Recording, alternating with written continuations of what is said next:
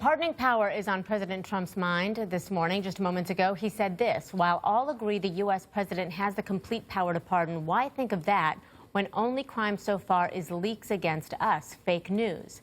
This comes days after the Washington Post reported President Trump is trying to understand the limits of his power as president to pardon. They raised the possibility of the president pardoning advisors and family members and even himself.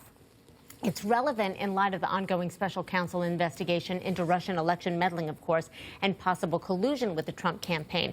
So Yodit Tewolde, a criminal defense attorney and former prosecutor, is with us now. I want to read to you here real quickly an email from John Dowd, who tries to explain the power of the pardons here, and actually the parameters with which the Russian investigation can go. He says, those transactions are, in my view, well beyond the mandate of the special counsel, are unrelated to the election of 2016 or any alleged collusion between the Trump campaign and Russia, and most importantly, are well beyond any statute of limitations imposed by the U.S. Code. Basically saying if this investigation would bleed into the president's finances or his business relationships, that could be going too far. But how expansive are the parameters, Yodit, that the special counsel has empowered or is empowered to penetrate?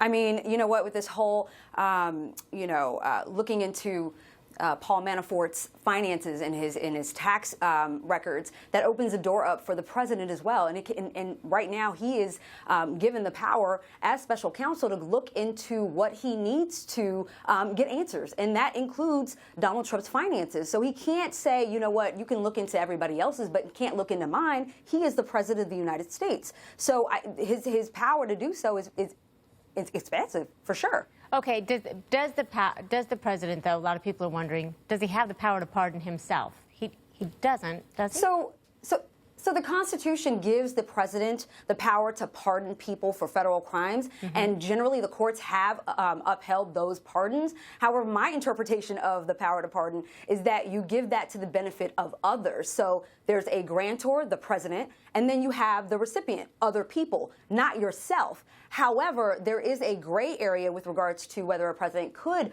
pardon themselves. So technically, I guess in theory, he could pardon himself, but then he would have to wait and see what the court would say. But with this whole talk of pardons in the first place, that speaks to a guilty conscience, because if you think about it, if you want to pardon yourself, you're basically saying that you've committed a crime that you want to be pardoned for. So that is an issue that people need to think about. Why is he even talking about pardoning himself? What are you doing? Well, what have you done? In all fairness, we don't know specifically what prompted the conversations about the pardoning, just to add some clarity to that. Also wanted to get into another tweet that the president tweeted out this morning, saying so many people are asking, why isn't the AG or special counsel looking at the many Hillary Clinton or Comey crimes? 33,000 emails deleted. They did look at it, but are there still questions there, Yodit, to be answered?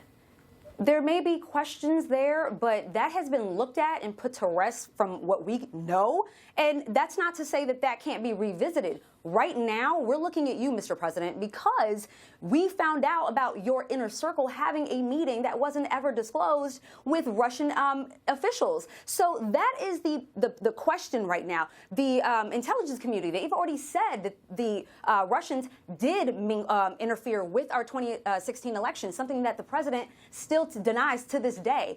But right now, we're looking at you, and that he does what he does best, and that is deflect. And that is what he's doing with these tweets right now. So the heat is being turned up, and this is what he does best. He goes to his Twitter account and starts, tweeting all these crazy things so that we can deflect from the actual issue, or so he could deflect from the actual issue, and that is him. Well, and his campaign. We know that Paul Manafort and Donald Trump Jr. are going to, they were able to negotiate a meeting with a Senate group, not in front of cameras, but behind closed doors. What is the plausibility that we'll ever hear what comes of that? Well, I mean, it's already been confirmed that Yes, they have been allowed to speak with committee members and staff members behind closed doors, but they will be, in a public hearing at some point. And so the committee members are reserving their right to subpoena because Congress has the right to investigate. And one investigative tool is subpoena power. And so if they need to compel their appearance for whatever reason, if they think that they won't show up at a later date for a public hearing, then they can subpoena and compel them to appear so that they can testify.